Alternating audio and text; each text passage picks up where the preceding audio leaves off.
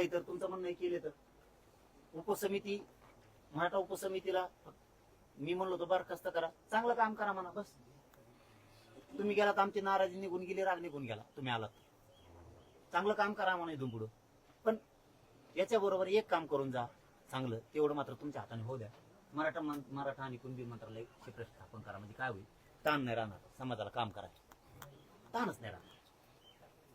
ओबीसीचं मंत्रालय स्थापन केलंय, मराठ्याचं राहू द्या, म्हणजे एक सेपरेट काम करायला माणूस ताणच नाही राहणार. उपसमितीला लय काम आहेत, विकास विभागाला कारखान्याचं बघावं लागतं, शाळाचं बघावं लागतं, पक्षाचं बघावं लागतं, ह्या गोदावरीचं पाणी त्या गोदावरीत न्यावं लागतं मध्य प्रदेशच्या, त्यांच्या मागं लय लाचांडी, एक ताण आहे का त्याच्यात मराठ्याचं लफडं त्यांच्या गळ्यात गुतलंय. काम करायला क्षमतेच्या माणसं आहेत ते, नाही असं नाही, मी काय नाराज झालो हे खरंच आहे, पण त्याला नाव कमायला चान्स होता. काम करून दिले ना, नाव कमवते त्यांच्या नेतृत्वातच करू आपण. हे बी येणार आहेत म्हणून कळालंय मला, हे पण येणार आहेत म्हणून कळालंय मला.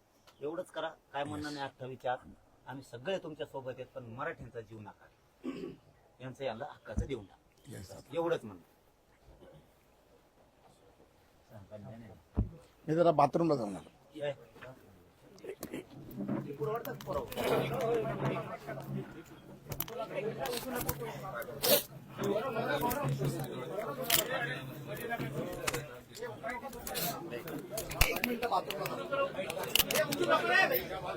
बाईट इथंच होईल बसून, म्हणजे चांगली होईल.